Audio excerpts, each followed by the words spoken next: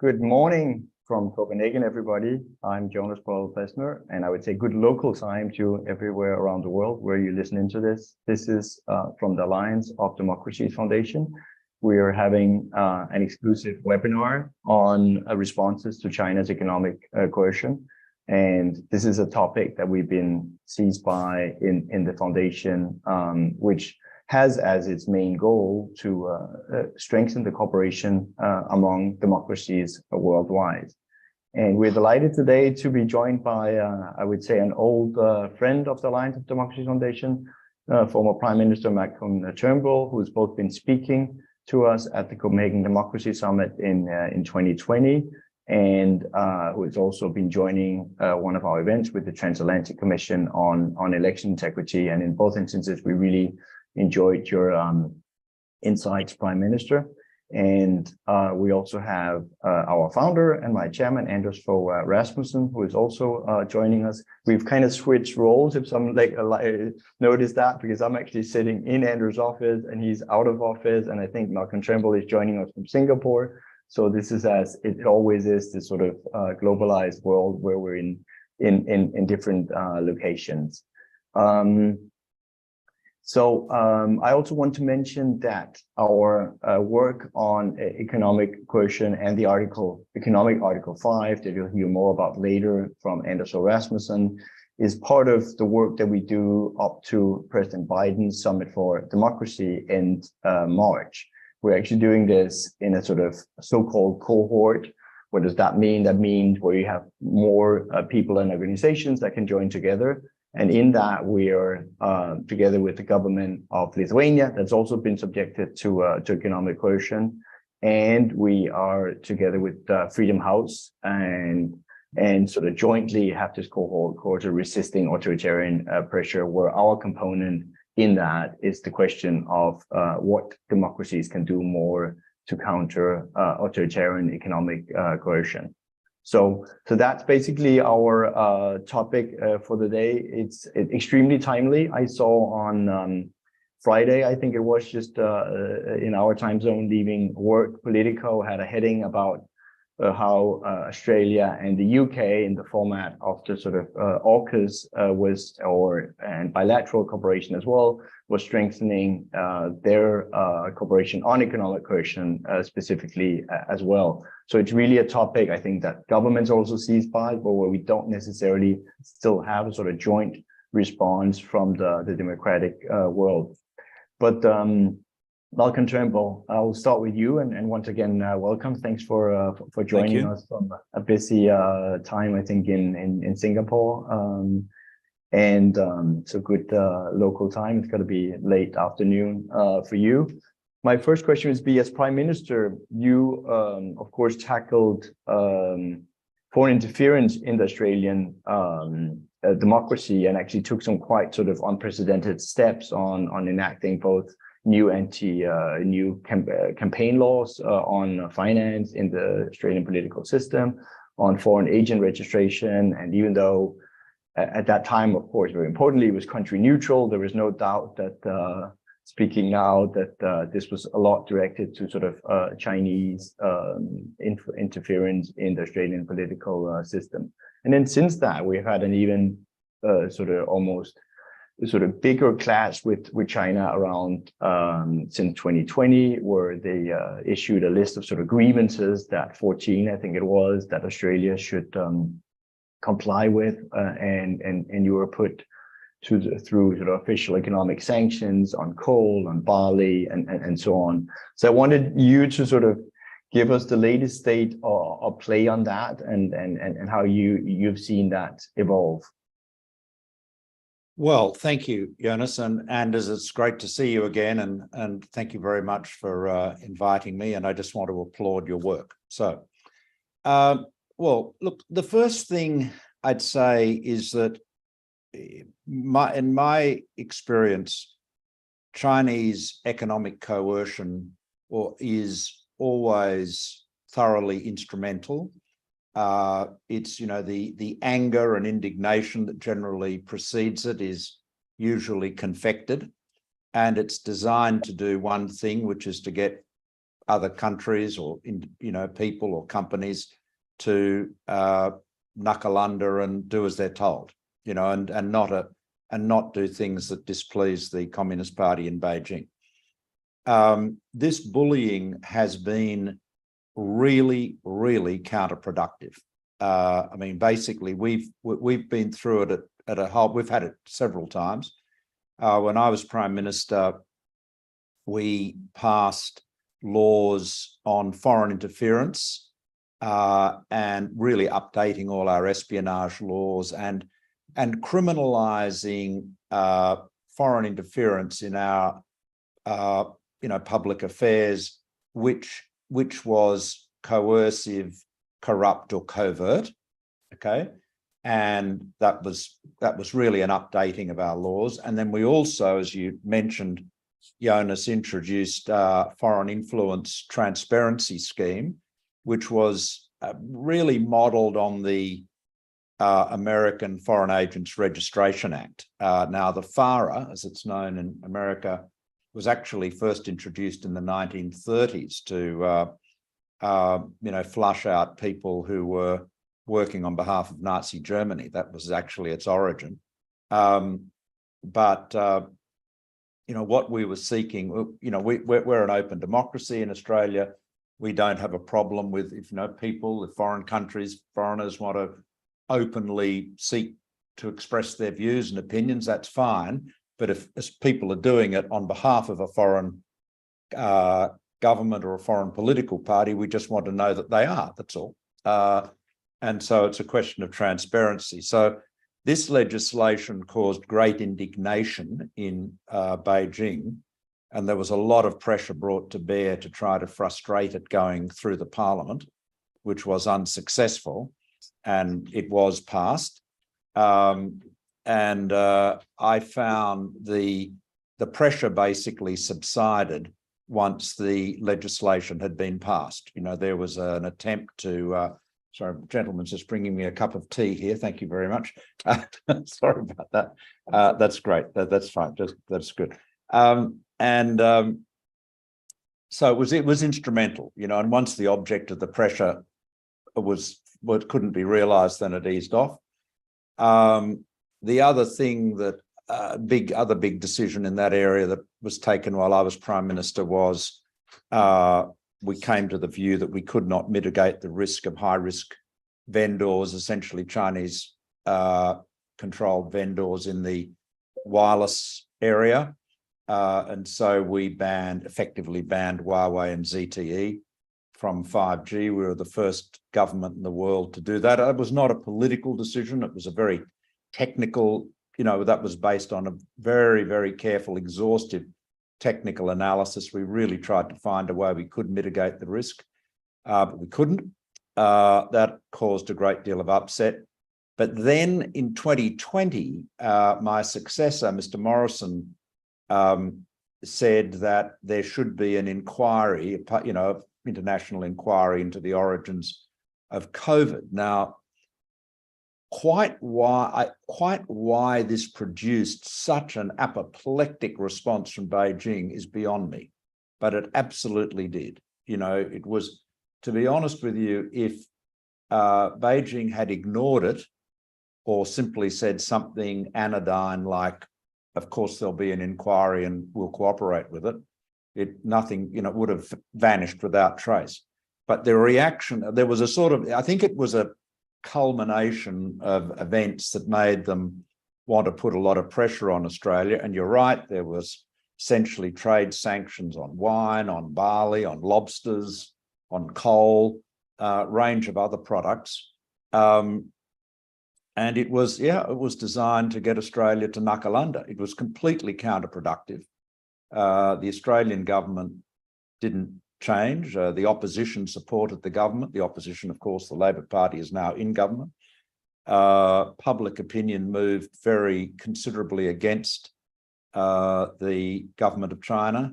And so I thought at the time, at some point, they will seek to dismount from this because they have clearly, they've clearly taken a wrong approach.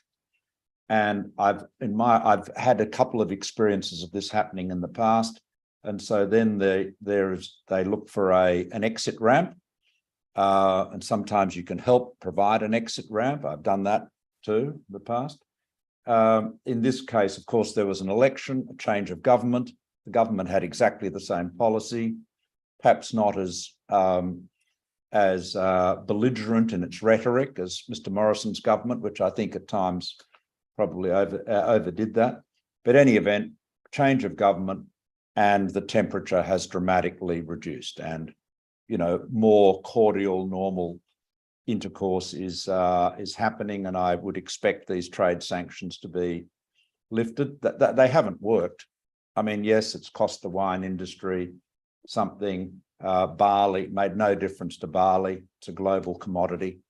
Really made no difference to coal at all. Coal prices are at an all-time high. It was that the trade sanctions had a very modest impact overall, and it failed. As a counterproductive policy. So I think hopefully things will get back to a better equilibrium. But there's been this pattern of coercion. And the one thing you cannot, just conclude on this point, I'm sorry for talking so long, but the one thing you cannot do when faced with this is give in. It is literally, the only thing that will guarantee you get more bullying is by giving in to bullies. And that applies whether you're a little boy or girl in the playground at school or whether you're running a country. It is because the bully always wants more. And as I always say, and you can make the same point, it's not just Beijing, you can make this point about in the imperial capital, they regard deference as their due. So if you are sucking up and compliant and obedient and so forth, all you will get is an expectation that you are more so. Well, thank you, Malcolm, and I could see Anders also smiling, and I know concurring with your statement on sort of how to treat with bullies. But actually, a question on that, because we've also seen China being extremely tenacious in other cases. If we look back at sort of how they treated Norway over the Nobel Peace Prize, it lasted close to sort of 10 years. So I would say, would be interested in your assessment of, has there been given basically anything in return for Australia, or have you been able to, including under this government, to maintain that sort of holding tight? Because it would also be, in that sense, a quite big success, which we would congratulate Australia on, if you manage that China ends up dismantling the trade sanctions without having, you could say, gotten any of its ridiculous 14 points where they wanted to sort of both have you rescind, as you mentioned, the sort of the demand for a COVID inquiry, but it also had that you should curb your free press, so it was less critical of China. And these, of course, for any democracy, completely ludicrous claims. On the other hand, and that's the question, the market access to China is also that big allure for many. So I'd be interested in how precisely you see even though I know you're out of government, it will be the current government really navigating that, because going back to the Norwegian, they will. Well, Jonas, what the new foreign minister has said, Penny Wong, she said that we'll, the goal is to, work constructively with China, but where we have to disagree, we will disagree, but do so civilly. I mean, I think, I don't think there's any, I think you've got to be careful to avoid the, bombastic rhetoric. And that applies to China as well. I think if you look back at the last decade from a historian's point of view, not that I claim to be a historian, but China missed, Xi Jinping in particular, missed an enormous opportunity when Trump came along. Because, Trump was erratic, he was bullying, he shook up alliances, he created great uncertainty in the West, threatened to pull out of NATO, threatened all his alliances in the region, in this region. And that was an opportunity for China to be the exact opposite, to be consistent, calm, measured, respectful. But instead, they sort of followed Donald down the same sort of rabbit hole of belligerence and bombast. And you know, so it's really, they wasted 4 years. Interestingly, with the trade sanctions are, you know, they were at one level, they were just not really credible in this sense. China only put barriers up to imports from Australia that they didn't absolutely need. Like, they certainly didn't sanction iron ore because they've essentially got two suppliers of iron ore, Australia and Brazil. And they certainly didn't sanction iron ore. They didn't sanction, you know, LNG, gas.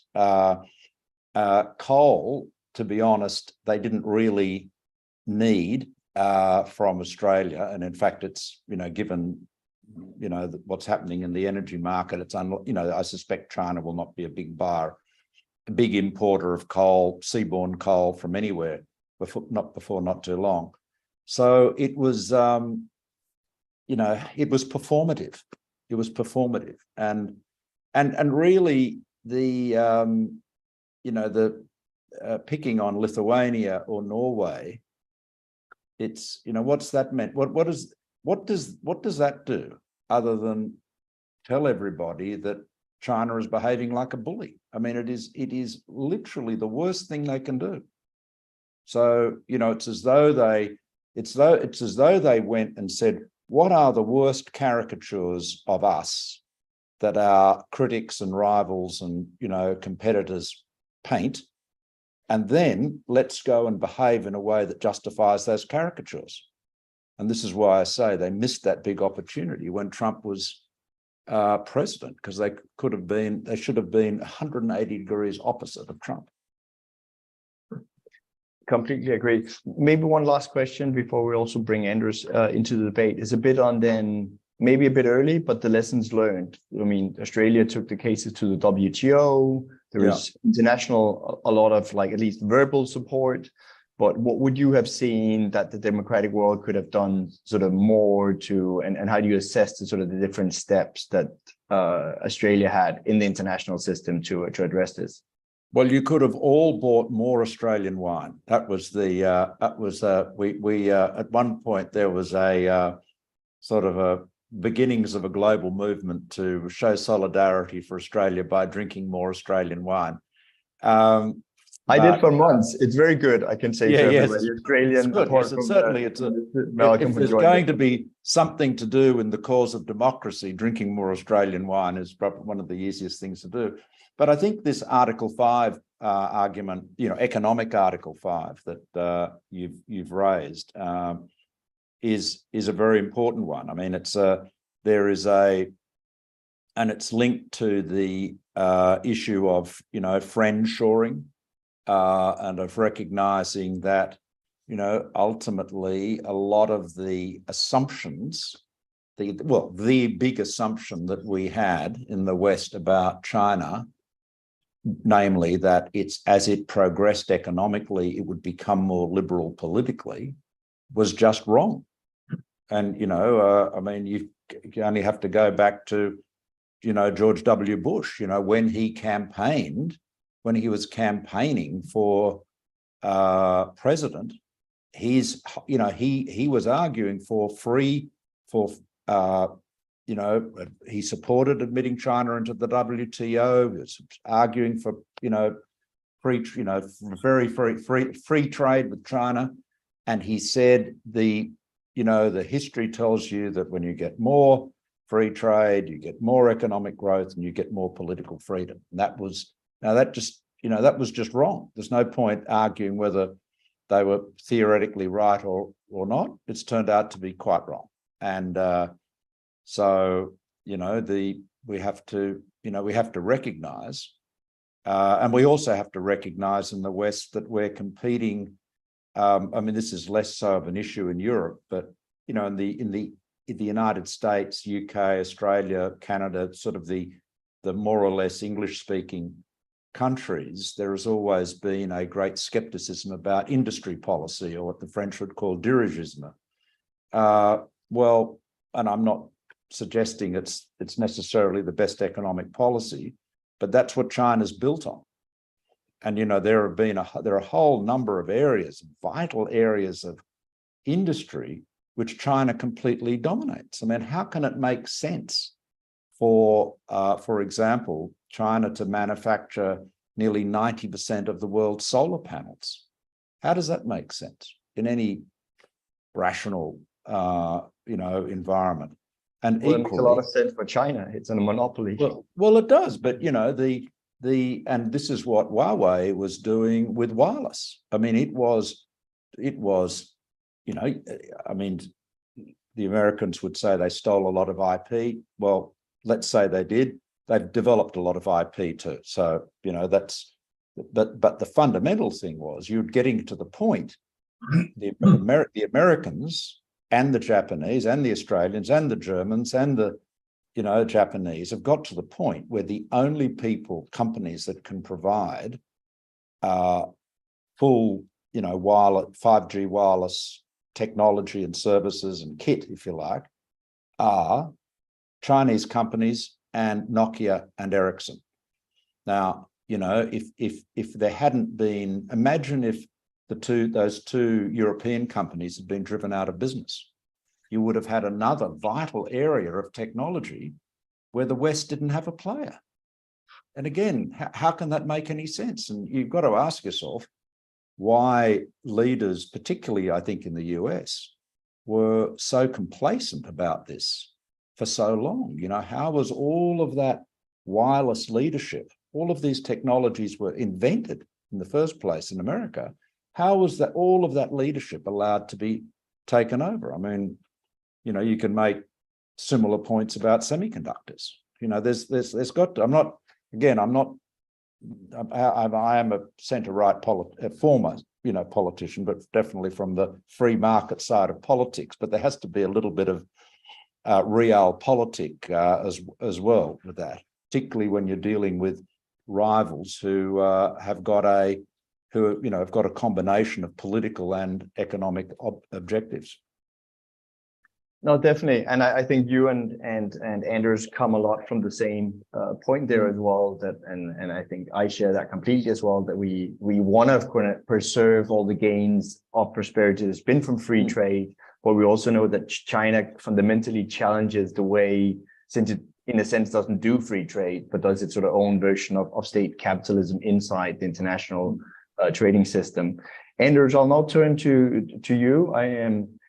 Maybe just as intro, now that Malcolm mentioned the Australian wine, where the hashtag at that time was Freedom Wine, we've just been together here in January to Taiwan, where we also, which is country that's also often subjected to this type of economic coercion from China. And meanwhile, as of course, Taiwan still has a lot of trade with China. So while we were there, Taiwan beer, Taiwan whiskey, Kinmen liquor, and other products have just been sort of sanctioned. So we had to sort of, to show our support, to drink a good amount of that, not too heavy amounts of the whiskey, but a little bit of everything. But I mean, Anders, you've been seized for a long time also by this question of economic coercion, which is also why you've been developing this concept of an economic Article 5. So I want to turn to you and sort of maybe a little bit the even broader picture than just Australia, because we've mentioned Taiwan, we have Lithuania, we have other cases. How do we kind of try to address this sort of jointly as democratic nations? Yeah, thank you, Jonas.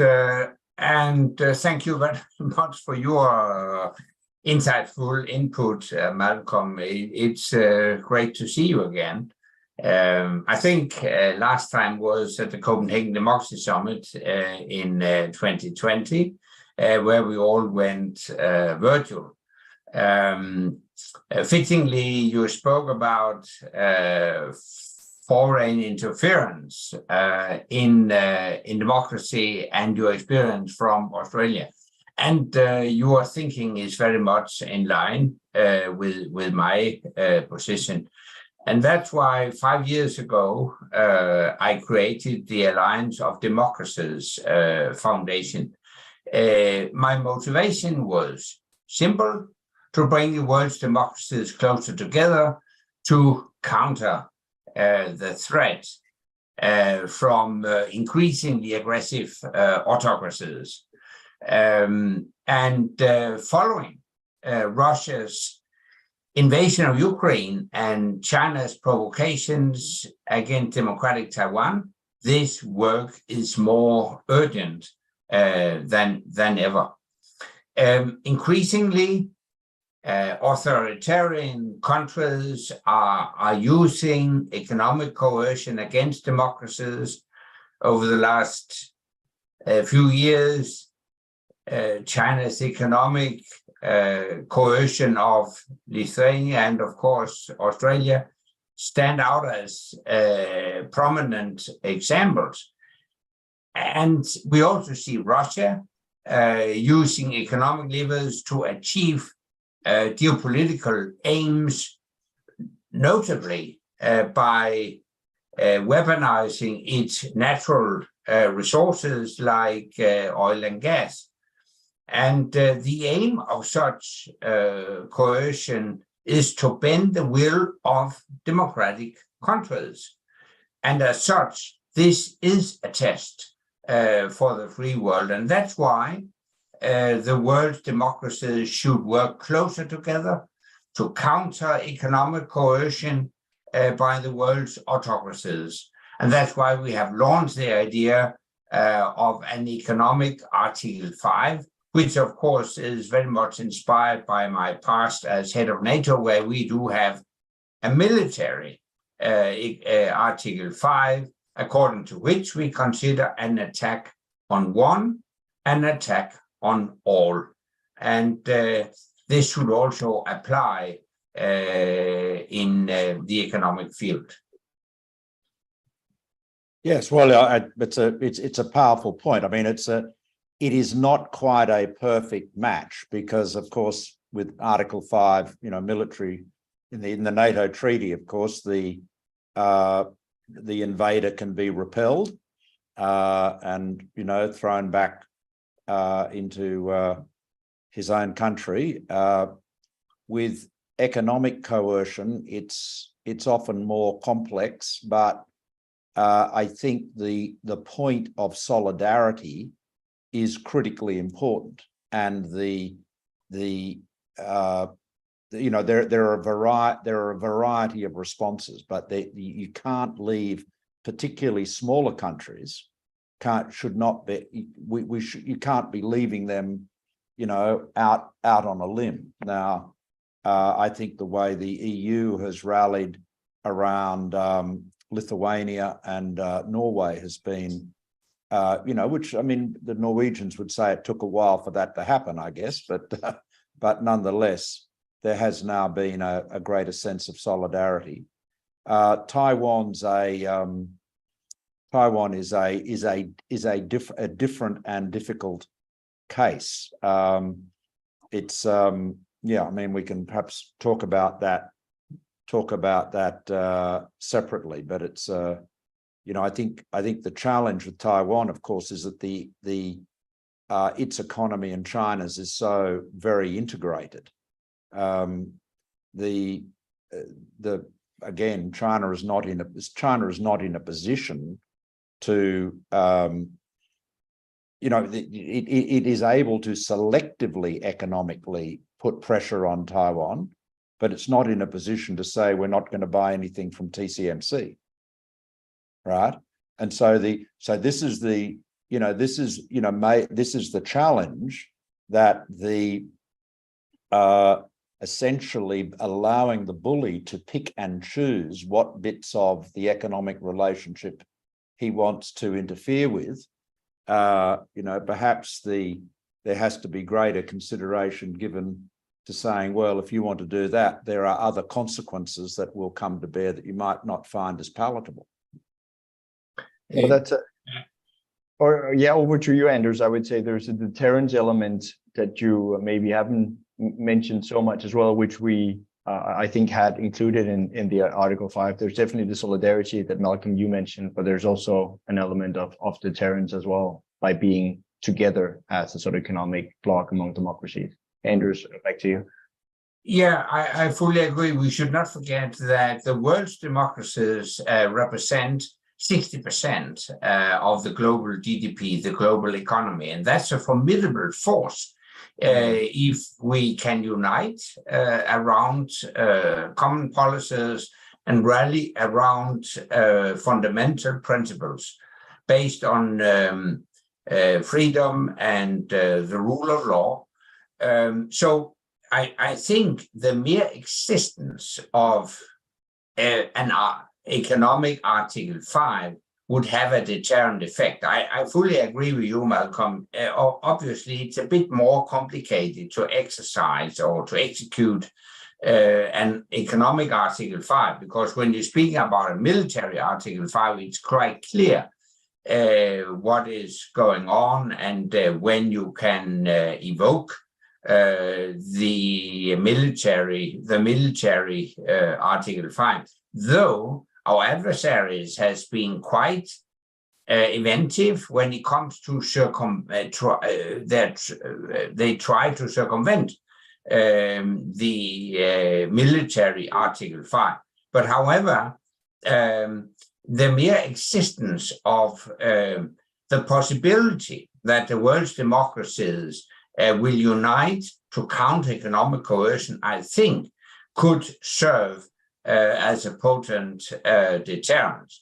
If the deterrent doesn't work, then of course we can go one step extra and introduce concrete mechanisms, which could include tariffs, import and export restrictions, export controls, restrictions of foreign investments,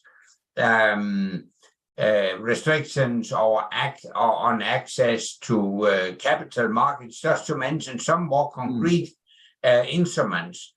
And in general, I think the world's democracies should facilitate the agreement on free trade deals, investment arrangements, etc., etc.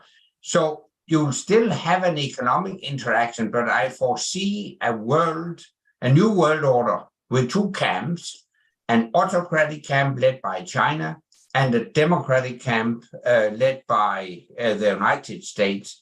You will see less interaction between the democratic camp and the autocratic camp, and you will see more interaction within the democratic camp. You still have globalization, but globalization will change its face.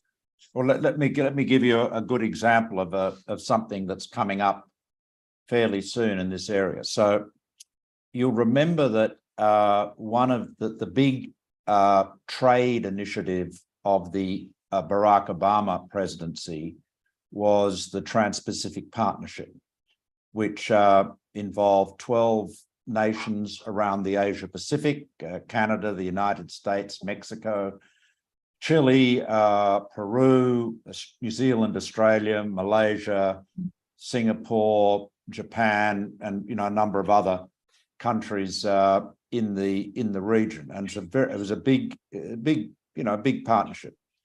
Donald Trump pulled out of it, which was, he promised to do that. He pulled out of that. Shinzo Abe and I decided that we would try to keep the deal alive. In fact, it was actually I persuaded Shinzo to do that, who's obviously recently was assassinated, great loss, very good leader, very good man too. And anyway, we kept the deal alive and it is now operating. So it's called the CPTPP or the TPP-11. And, the United Kingdom has applied to join it, and will probably join it, but the China has applied to join it. Now, Now, we would like America to come back, but I don't see politically that happening anytime soon. But really, if you look at China, we have a free trade deal with China, right? China has completely ignored all of its trading obligations to Australia with the sanctions it's imposed on us. And so it does that, and then with what can only be described as the sort of ultimate chutzpah, to turn around and say, oh, we'd like to join your Trans-Pacific Partnership deal, which, by the way, has all sorts of rules about behind the border barriers to trade and, state, the prohibitions against using the resources of the state to disadvantage other countries in their, economic commerce within your borders. But you can imagine trying to join the TPP, they would only comply with its rules, on the occasions that it suited them. Yeah. And so they will no doubt, they'll put a lot of pressure on, and they'll no doubt be very disappointed if they are not admitted. But how you could sensibly agree to China participating after this experience we've just gone through is extraordinary. Yeah. I remember, when I was Prime Minister, I remember talking to Xi Jinping about it, and at that time I thought it could be a good idea to have America and China in the TPP. I thought that could work quite well, perhaps, and we were still filled with optimism. But now, 5 or 6 years later, you look back and say we're all very naive. Yeah. Just very naive. And I mean, this naivety applies to Taiwan, of course, because I think everybody, and as tell me if this concurs, this sounds familiar to you from a European perspective, but I think in this part of the world, we all assumed that as China liberalized, China's political system would become closer to that in Taiwan, that there you could perhaps see your way forward to a one country, two systems solution. Well, I mean, that's, looking back on that, you've got to say, what were you all dreaming? What were you smoking, you might say? It just looks incredibly naive, but at least we're all being naive together. But we were deluding ourselves.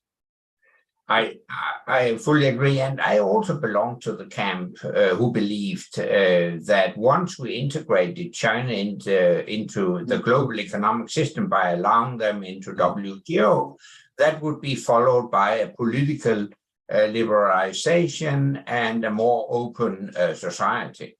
I even, as Prime Minister of Denmark, signed a special partnership agreement between China and Denmark, which is it's very rare that China does that, and Denmark is a very small country, but we did so because I strongly believe that we should award the then Chinese leadership. That was back in 2008, and President Hu and Prime Minister Wen, they belong to a camp in China that worked towards more integration in the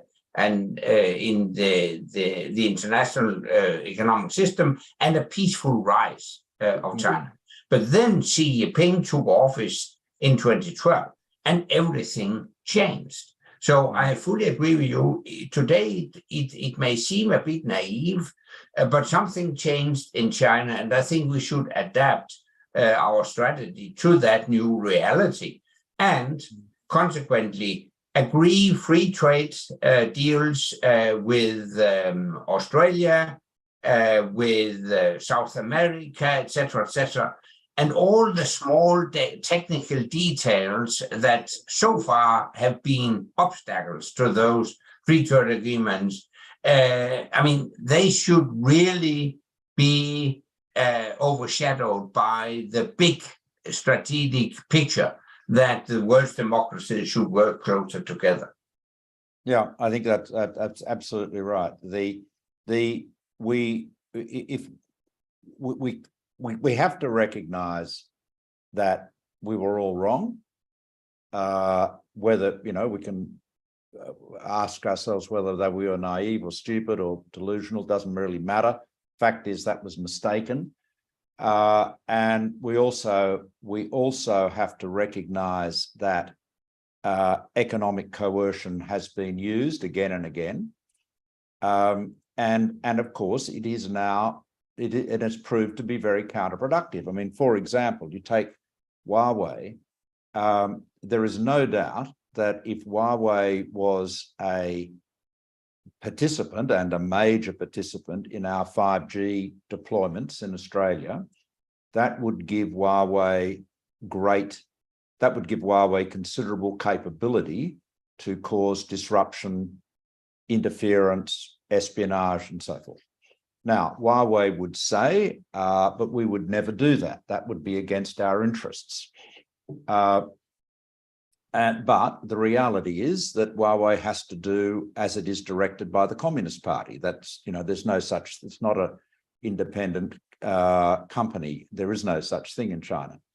Now, Ericsson, of course, has exactly the same leverage, but do we lie awake at night worrying about the sort of malign intentions of the Kingdom of Sweden? No, frankly, we don't. We think the Swedes do not bear us any ill will and are unlikely to do so. So, when you think about a threat, and as we always say, it's a combination of capability and intent. Capability takes a long time to put in place. Intent can change in a heartbeat. Now, you have to make judgments about intent, but you cannot, no Chinese leader could say credibly to anybody, we would never use our leverage over Huawei to put pressure on you, you being a democracy, because that's what they've been doing left, right, and center. So this is the point. It's been the whole exercise. All of this bullying has been thoroughly counterproductive. But people like Kevin Rudd, another former Australian Prime Minister, and obviously a very, very knowledgeable thinker and writer about China. Kevin would say, well, the Communist Party is a Leninist party. It is in their nature to seek exclusive, domination and control. And so why would you be surprised that that is the approach they take internationally? And, that's fair enough. So I guess, but we were all laboring under a misapprehension.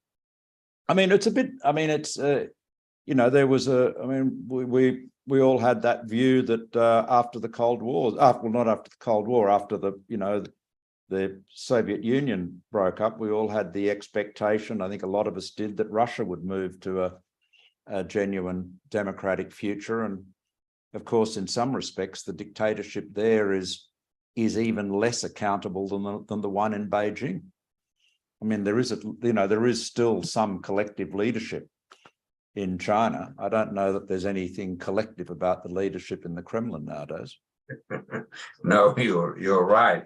And I think the challenging thing is that China uses hybrid instruments in gaining more influence. For instance, in Europe, under disguise of the One Belt, One Road initiative, they have invested heavily in critical infrastructure in Europe, including ports, energy, infrastructure, critical high technology sectors, etc., etc.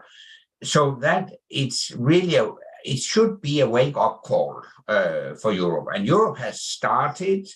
I think most European countries have banned Huawei de facto, but still you have in Europe, unfortunately, the thinking that Europe could act as a mediator between US and China. In my opinion, that's naive. You have to side with Democrats in a struggle between autocracy and democracy. You can't stay neutral. You will have to side with the Democrats. And that's why I think the way forward should be an alliance of democracies, or at least strengthened cooperation between democracies. I agree, and I think it's democracies have got to in there. It's not just a question of supporting each other vis-a-vis authoritarian regimes. It's supporting each other to maintain democracy within the democracies. There are very real challenges to democracy that we've seen. You can look at recent events in Brazil or recent events in the United States alone, to show that there are real challenges to democracy from within. So I think it's important. It's important for democracies to not just define themselves by reason of being opposed to Communist Party in Beijing or Mr. Putin in Moscow, but also to demonstrate that we do uphold democratic values and practices in our own countries. Oh, that's a great point. So I just want because we're being joined, I can see, by new people, and of course we have people that follow this on the net, to say this is an Alliance of Democracies webinar. We are talking about responses to China's economic coercion, and joined by Turnbull, the former Prime Minister, and Fogh Rasmussen, our founder. And with that, I also want to say I'm starting to get, or I've gotten questions in. So if you want to ask questions, this is sort of the last 10 minutes we have. So do put them in the chat, and I'll bring them in. I'll first start with one on something that's also really topical. We've seen, and links a lot of what we talked about so far. We've seen the Czech president-elect Petro do something in Europe quite unprecedented by calling the Taiwanese or taking a call from the Taiwanese president, Tsai Ing-wen, and sort of been speaking with her. So I wondered, that both brings in the Taiwan question, which you, Malcolm, earlier said that we should talk more about. And it also brings in, of course, both of you have been former prime ministers. What kind of, as head of state for Mr. Powell, would you bring? Because there's no doubt, I think that China will, we haven't seen it yet, but will throw something out of the economic coercion toolbox. And basically how already, when you go into this sort of knowingly, how do you best, what should be the strategy, basically? What would be your advice? And then more broadly, what would be your perspectives on that sort of move, on sort of, as you can see here, a democratic leader saying, I'm willing to call the democratic leader of Taiwan as well. Malcolm, maybe over to you first, and then Andrew. Yeah, okay. Well, I mean, with the one China policy has been adopted by most Western countries for a long time. And again, it was underlying it was a premise that I described earlier about Taiwan and China ultimately, being likely to move closer together. In fact, the reverse has happened. And of course, you've got to remember that when the one China policy, came into being in the 1970s in Australia and the US in particular, and earlier in other countries, the People's Republic was a dictatorship ruled by the Communist Party, and Taiwan was also a dictatorship. The one thing the Communist Party of China and the KMT, the Kuomintang, agreed on was that Taiwan was part of China and Beijing was China's capital. The only thing they disagreed on was who was in charge in Beijing, who should be in charge in Beijing. But that's a long, and I know history is terribly important, and there are parts of the world where you can turn up and say, what's the problem here? And people say, well, in 1200 and something, and start giving you a lecture in medieval history. But the reality is, Taiwan today is a nation of 23 or 4 million people. It's one of the most technically advanced countries in the world. It's a democracy. and the younger people there, and I would say that would be anyone under 60, the overwhelming majority regard themselves as Taiwanese. Now, the question is,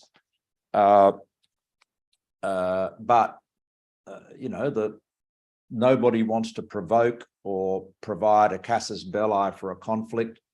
And I guess we've had this reality that in the absence of there being any likelihood of the two parties coming together, everyone's policies have basically been designed to just kick the can down the road, with a kind of a geopolitical version of McCorberism, hoping that something better will turn up down the track, and that any day there isn't a war is a good day. But it's I don't see any prospect of there being a voluntary union between the PRC and Taiwan. I think, whereas 20 years ago, people, I think deludedly, absolutely did think that was possible.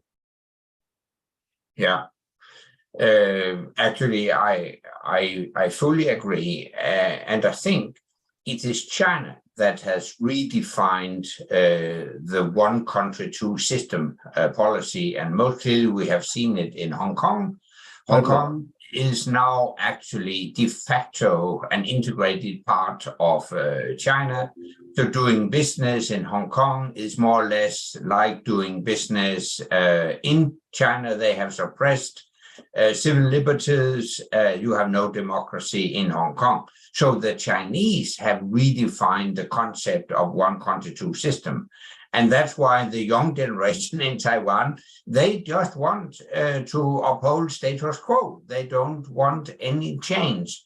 And I think the Chinese definition of the one country policy is ridiculous. For instance, if I wanted, I could call any governor in any state in the US and congratulate him or her on an election, or call him or her for a meeting of anything without any problems. Obviously, the president of the United States wouldn't complain about it.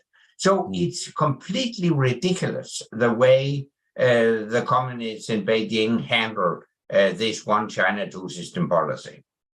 Well, I think, and it may be that the answer to this is simply for more countries to do so, and to say to Beijing, look, we're not saying Taiwan, we're not challenging the arrangements. We're not saying that Taiwan is, we're going to recognize Taiwan as an independent country, but we reserve the right, as you said, Anders, to call and talk to anyone we like.